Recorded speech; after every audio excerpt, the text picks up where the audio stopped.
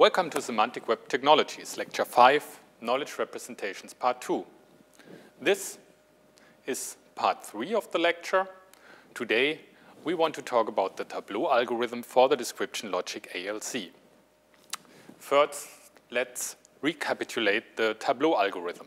We already had the Tableaux algorithm for propositional logics and first-order logics, and it was a proof algorithm to check the consistency of a logical formula by inferring that its negation is a contradiction, so it was a proof by refutation. And we did this by constructing a decision tree where each node is marked with a logical formula. And each path from the root to the leaf is a conjunction, while each branch that we have represents a disjunction. And the tree is created by successive application of so-called Tableaux extension rules. And we have already learned these extension rules for propositional logic and for first-order logic. And today we want to take a look at the extension rules and how to construct a decision tree in description logics. So let's start.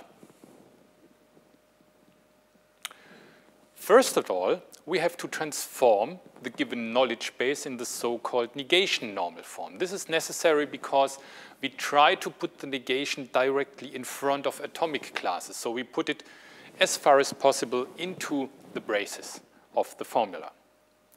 And when we have a knowledge base, W here, for example, we have to substitute for the negation normal form the equivalences and also the class inclusions by its logical equivalences that are only based on conjunction and disjunction. So first we substitute here the equivalence by two class inclusions, and then we substitute a class inclusion by its logical equivalent disjunction. And furthermore, we have to apply all these transformation rules, these equivalence rules. It means if C is atomic, then the negation normal form of C, of course, is C. And also the negation normal form of not C will be not C if C is atomic. Otherwise, if we have a double negation, of course, the negation normal form of the double negation corresponds to the negation normal form of the original class without the double negation. Then we have here disjunction and conjunction, and here the next two are the application of De Morgan's rule. Then we have the universal quantification and the existential quantification. There it's quite clear. You can, of course, put the negation normal form inside the formula that is bound by the quantifier. You only have to take care when the quantifier here is negated, then of course it switches from the universal quantification, which is negated, to the existential quantification, if you put the negation then inside the formula, and from the negated existential quantification to the universal quantification.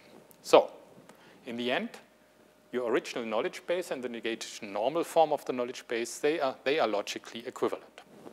Let's take a look at a short example. For example, here we have a class inclusion. And what we do here, first we substitute the class inclusion. So it's this one with this formula. Then from P becomes not P. And the class inclusion is substituted here with the disjunction.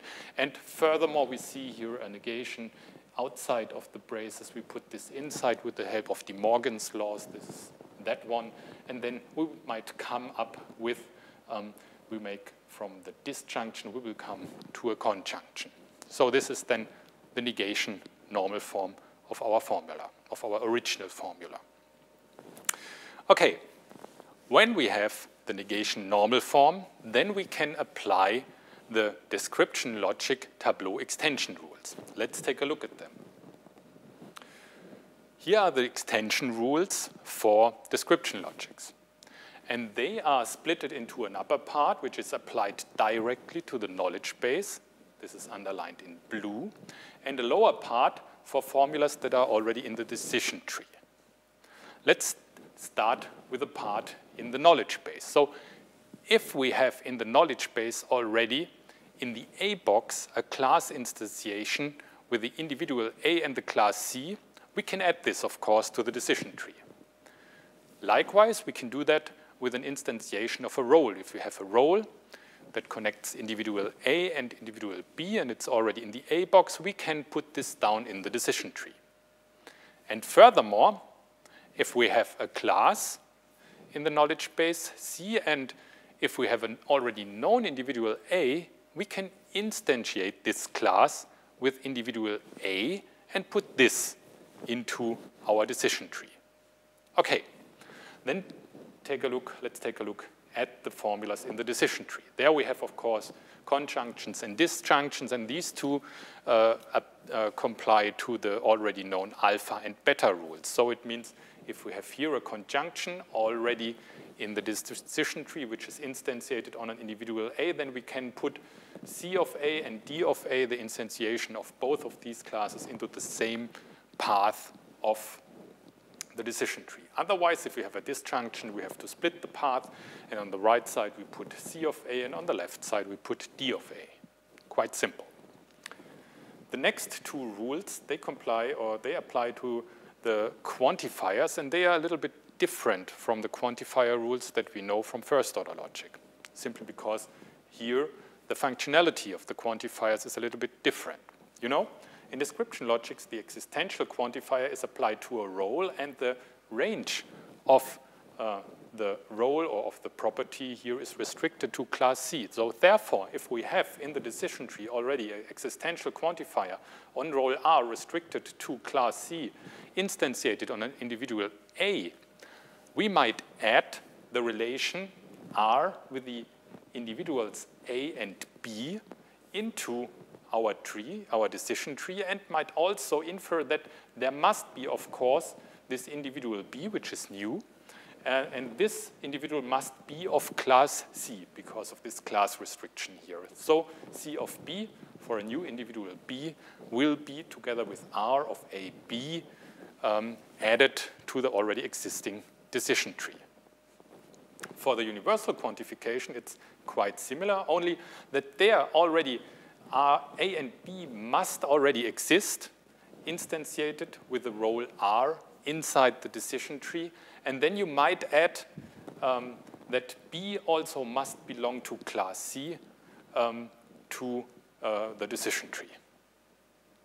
And then, if the resulting tableau is closed, the original knowledge base is unsatisfiable. So it's the same like for propositional logic or first-order logic. Let's take a look at an example, then it gets more clearer. So, first example, let's consider P are professors, E are persons, U are university employees, and D are students. So this is a pretty common example. We had this already. Then we have a knowledge base which states that a professor is some person which is a university employee or a person which is not a student. And what we want to deduce here is that a professor is also a person, which is quite obvious. But we want to do this or to prove this in a formal way. So what we do first is, this, of course, is our knowledge base, and this is our assumption.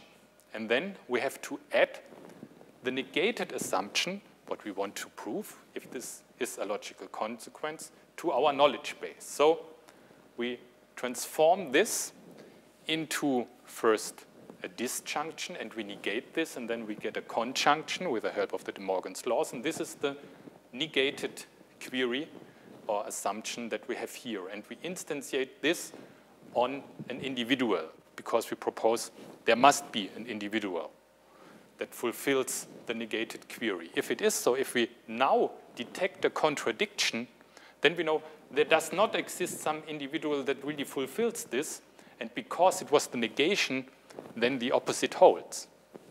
So it's proved by refutation. Just consider that. Okay. Now this is our knowledge base. What we do first is we start the tableau. And first we deduce from the knowledge base, for example, the here existing individual. So we said in the tableau rules, in the extension rules, if you remember, that we had the blue rules where we can take something down from the knowledge base into the decision tree. And we start with this, with the negated assumption that we have here in the knowledge base. Okay. Furthermore, what we can do here, of course, this is a conjunction. Therefore, we can apply the alpha rule, and then we can here, in the same branch, in the same path, deduce on the one hand P of A and not E of A. So both must hold for the same individual. It's quite clear. Okay, what can we do next? In the knowledge base, as you see here, we have a class description. And we know already there's an individual A. And of course, it must hold for all individuals that are here in the knowledge base. So I can instantiate this class definition with individual A. And we had this rule in our extension rule. So this one, also from the knowledge base, I can instantiate this definition with individual A. And now I can start to analyze formula number 4. And I do this quite simple because this is a disjunction, and therefore I can split the branch in the left part and the right part. And here I can extract not P and the rest. And you see this branch with not P is already closed because I have P of A with the same individual here in the same path. So the first path is closed. Let's take a look at the next path. And here we also have a disjunction.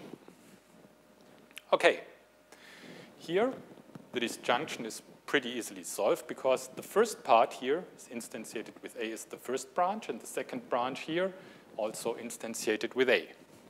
Okay, let's continue. On this side, we have a conjunction, therefore we have E of A and U of A. And if we follow this path to the root, we see we have E of A here and not E of A here, so this path is already closed, and we can continue on the other side. And on the other side, this is also conjunction rule, we can deduce that we can extend the tableau with E of A and also with not D of A. And for the same reason, not E of A, E of A, we can close the next branch too. So this was quite simple, and we have shown that our original assumption that a professor is also a person holds. So now, this was quite easy because we did not consider any quantifiers. Okay, let's now consider a more complicated example that also includes a quantifier. So we have the knowledge base, you see here. There is a complex class definition which says there is a class which is not a person, or it's something that has as parent a person. And we want to infer that Bill is not a person. So in the knowledge base we want to prove, we have to add the negation of what we want to prove into the knowledge base, and then we can start with our algorithm. So first, of course, from the knowledge base, we can write person Bill into the decision tree. And we can then, of course, instantiate the second part here with our individual Bill. Okay, and then we see this is a disjunction, and then, of course, we can split. We can say, of course, it holds not person Bill, and the other side of the disjunction. And we see here again we have person Bill and not person Bill, and this is already closed. So we have to follow the second part of the disjunction. And there we have an existential quantification. It means we have an existential quantification, therefore we can induce there must exist an individual that is the parent of Bill, and this individual must be a person. So new individual has parent Bill. So Bill has parent x1, which is a new individual, and we induce also that x1 is a person. Okay, what to do next? What we can do now is, of course, we can extend our decision tree by instantiating this class also with a new individual. So we have the complex class instantiated with a new individual x1. Okay, this again is a disjunction. We split the disjunction as we already know it, and we have here not person x1 and person x1, and of course this one is closed. And here, as you can see, we have existential quantification. Likewise, we had it already here. So what we can deduce is that, of course, there must be another person who is the parent of x1, and it must be a person. So we induce the existence of individual x2, and we have here the role has parent, which connects x1 and x2, and we also say x2 is a person. And the next step would be to extend the knowledge base with a new individual. It means, okay, we have the disjunction we already know with the individual x2. And this again splits in the same way. Left path is already closed because we have person x2 here and not person x2 here. And then here we have again the existential quantification. And we can start over again by inducing that there must exist another parent and so on and so on and so on. And we will never stop. So this is a problem because finally the Tableaux algorithm should stop to be decidable. And this will never stop. Therefore, we need some mechanism to block this. So this is a problem. And the problem occurs here with existential quantification, and therefore no termination is possible. We can always deduce that there must be some other person who is the parent, and some other person who is the parent, and so on and so on and so on. Okay. We know that we could go there forever, but on the other hand, we do not produce new knowledge with that. And this, of course, we can make use of. So if we consider what happens here is that always the same construct or the same formula is applied to induce that there must be a new individual, a new individual, a new individual for which the same class membership holds. So the idea is, okay, instead of going on, we reuse this one with a method that is called blocking. And that we can really make here a shortcut. Of course, the correctness of this method has to be proven, but to prove this goes beyond the scope of our lecture, but I will show you how you can apply this. And the application is quite simple.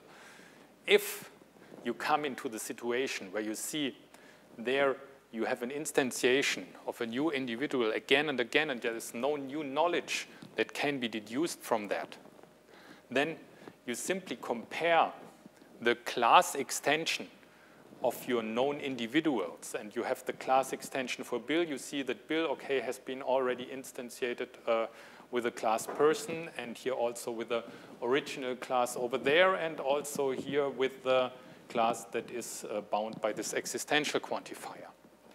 And the same you do with the new individual x1 that you propose that must exist, and you see that for x1 also the same. You only can deduce that is a person, and then you can deduce what is in the knowledge base here, and then you can induce that here the formula with the existential quantification. And the precondition is if the class extension of x1 is already contained in the class extension of your previous already existing individual Bill, then you might stop. Then you can say, okay, we won't come to an end. The algorithm stops here.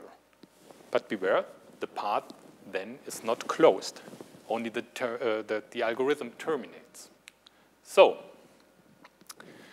this most time happens when you have an existential quantification. So if at an existential quantification, if you select here the formula with the existential quantification that is instantiated with an individual A in a Tableaux path, and this selection is blocked if there is already an individual B, if the following holds, that all classes to which A belongs are included in the classes to which B belongs. Then it is blocked, as we said before. So we have two possibilities of termination of this algorithm. First thing, we are able to close the tableau. It means all paths are really closed, as in the way before. Then the knowledge base is unsatisfiable, and our original assumption is true. Or the second possibility of termination is all non-blocked selections from the tableau don't lead to an extension. Then the knowledge base is satisfiable, and our original assumption therefore proves false. So these are the two possibilities of termination. And remember, when you come to blocking and you prove that the tableau is really blocked, then this path is not closed, it is blocked. And this means that the knowledge base that you have here is satisfiable, and your original assumption is not true. That's it. Okay, so much for description logics. What we want to do next is we want to take a look at the web ontology language, which is the semantic web version of the description logic Schoen-D or Schroik-D.